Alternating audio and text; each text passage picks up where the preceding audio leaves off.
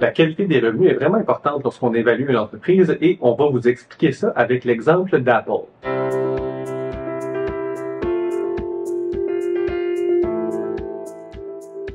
Aujourd'hui, on aimerait ça vous parler d'un élément qu'on regarde beaucoup lorsque vient le temps d'évaluer une entreprise. Oui, on regarde le modèle d'affaires, mais plus particulièrement, on regarde, entre autres, la qualité des revenus.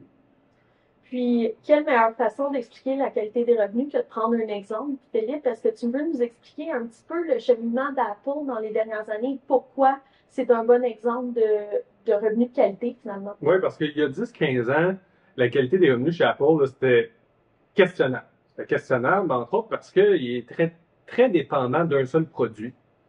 Euh, L'iPhone, l'iPhone, c'était 2 tiers de leur vente, Daniel. 2 tiers de leur vente, puis, tu sais, depuis le lancement du iPhone, là, jusqu'à peut-être en 2015, là, il y avait tout un cycle de remplacement de téléphone. Tu sais, les gens avaient des flip phones, des BlackBerry, ils ont remplacé leur téléphone pour aller vers la nouvelle chose.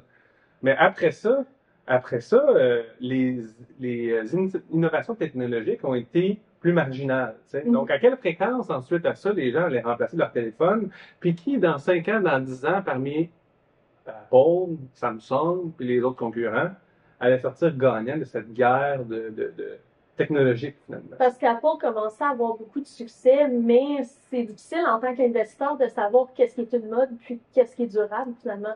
C'est ça. Donc, au chapitre de la diversification, on le dit, 2 tiers des revenus, c'est pas très, très bon. Puis au chapitre de la prévisibilité ou de la récurrence des achats aussi, c'était questionnable. Est-ce qu'on va remplacer notre téléphone dans 12 ans, dans 5 ans? C'est difficile à savoir. Ouais. Aujourd'hui, par contre, ils ont vraiment travaillé fort là-dessus. Ils ont vraiment travaillé fort en développant des nouveaux produits comme les écouteurs, L'Apple TV, les montres, il y a plein de choses. exact, les tablettes, puis les services aussi. Mhm. iCloud, Apple Music, bon, j'en passe, là, App Store, tout ça. Aujourd'hui, finalement, quelqu'un qui achète un iPhone, mais utilise plusieurs des éléments de l'environnement Apple. Parce que c'est plus simple, puis parce qu'une fois qu'on a appris le système qui est relativement facile à utiliser, aussi pour un nouvel utilisateur, c'est difficile de passer à un autre. Mais même moi, la manette de Apple TV, là, elle est tellement petite, moi, je la perds tout le temps.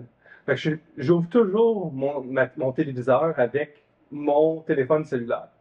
Lorsque va venir le temps de remplacer mon téléphone, c'est sûr que je me rachète un iPhone parce que j'en ai besoin pour allumer mon téléviseur.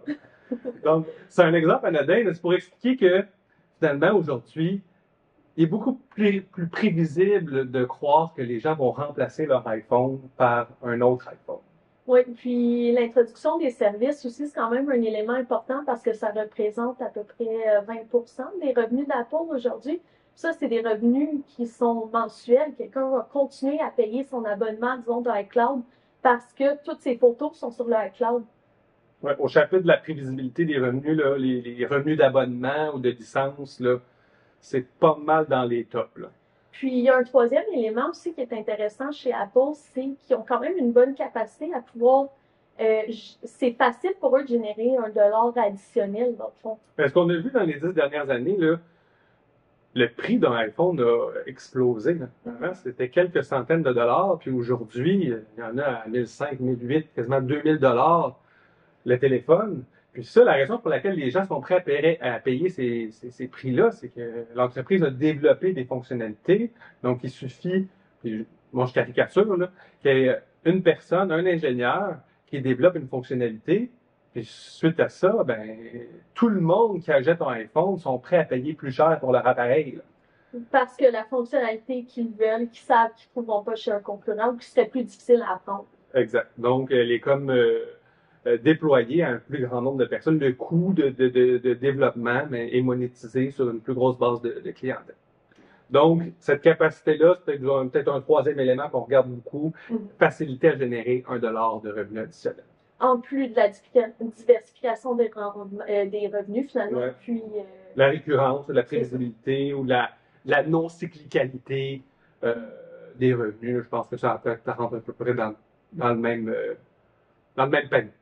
Fait que je vous remercie de nous avoir écoutés. Si vous avez des questions, n'hésitez pas à nous les faire parvenir au info@gpsmedici.ca. Merci Tania. Merci Philippe.